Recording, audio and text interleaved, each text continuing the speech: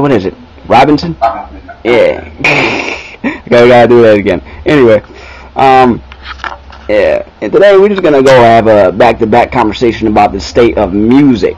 Now, whether you love, like me, I'm a hip hop head, but I give respects to every other genre along with that. I love everything from rap, rock, alternative stuff. I don't care as long as it's good.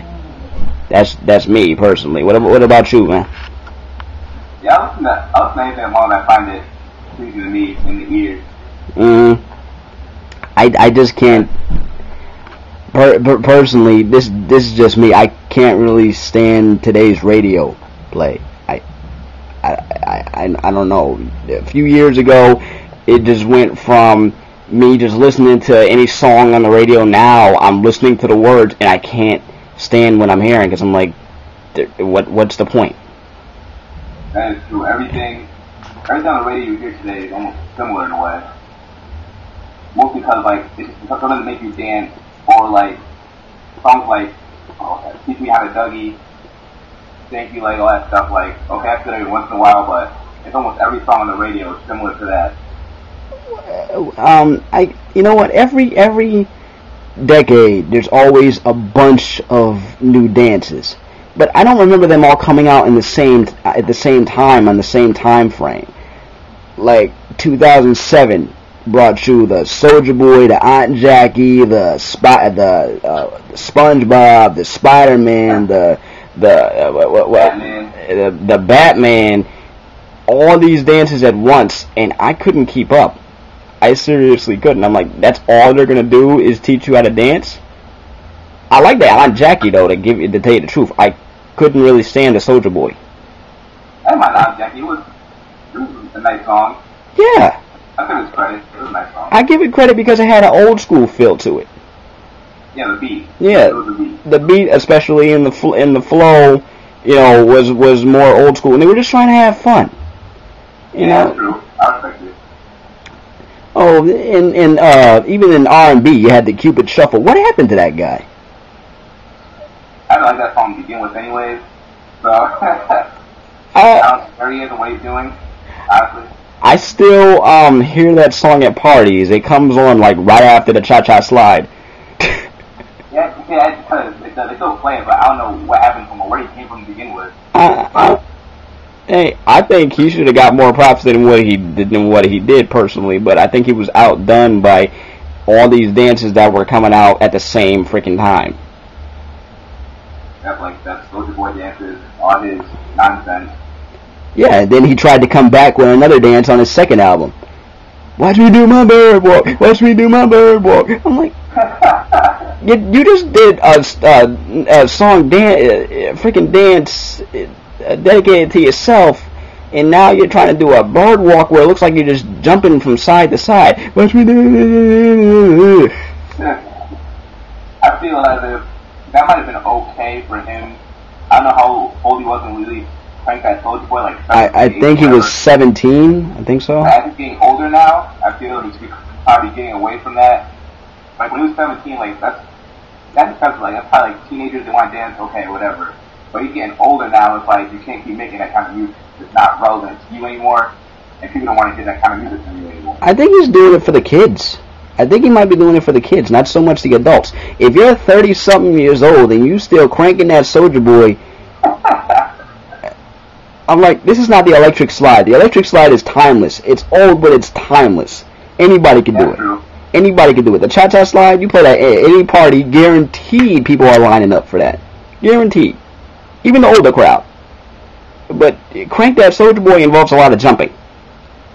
Yeah. It involves a lot of jumping and then doing the Superman thing, and I'm like, the first time I ever heard that was at a wedding. I was at my cousin's wedding, and Crank That Soulja Boy came up. I'm like, what in the heck is he saying, first off?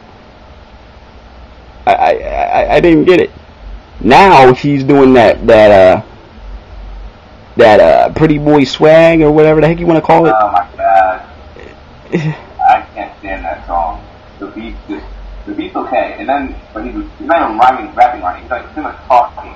Look, the whole time, it's a bad song. I do not knock his production, because his production good. Is sweet. His production is sweet. But when it comes to lyrics, he needs major work. I mean, I know no one's perfect, but he needs major work. He can't just rely on just saying a few things and expecting people to follow. Not everybody's just gonna fall for that, you know. I feel like that's all he knows. Like I feel like he really can't rap as we don't like I don't know like a Lloyd Banks, Kanye West. Like they can rap. I feel like he doesn't have that skill to rap. He can make catchy music and produce, but as far as rapping, I don't think he's much of a rapper. It's probably hard for him. That's my same that's my same outlook on it. I don't want to completely knock him, even though I do not like him as an artist. But you know what? Let's move on to something else because I don't want to make this whole video. We're already 6 minutes in, and all we talked about was dances and stuff. No, what do you think about who from the mainstream is like one of your favorite artists right now? I'm a big Lloyd Banks fan. Lloyd Banks? Yeah. You know, everybody in the whole G-Unit camp to me had skill. Only thing is, I think, you know how in hip-hop especially, beef is more prevalent now than it's ever been? Yeah. I think that's what's kind of destroying them, because the material that they're coming out with is good, but every other time you hear about it, somebody's beefing with somebody over what? And it's not all about sales anymore. Like Rick Ross tried to get at Eminem just for album sales, you know. And personally, I think if Rick Ross tried to get at Eminem and Eminem actually responded, like bothered to respond, he'd get his freaking he'd get it handed to him. Like take mouth, insert foot. Okay. Even 50 Cent, he destroyed Rick Ross. I mean, G-Unit as a group, I really like G-Unit as a group. Honestly, yeah. Like, I'm not a real fan of 50 Cent. I was like back his first CD. Get Rich or Die Trying. Yep. Yep. I was like a fan of them, but like his music kind of changed, and like now I really don't respect his music that much. But I respect him as a artist, like beat by other stuff and making money. But as a group, G-Unit, I really don't follow them that much. I don't like what they're putting out. Right now, I don't know. I think they're trying to go with another outlook, another sound. I think that's what they're trying to do as of right now to stay relevant. Change, you know, because every year something's got to change.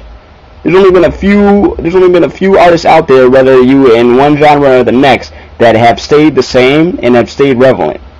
You know. Yeah. But I heard 50 Cent's making a Europop album. Say that again?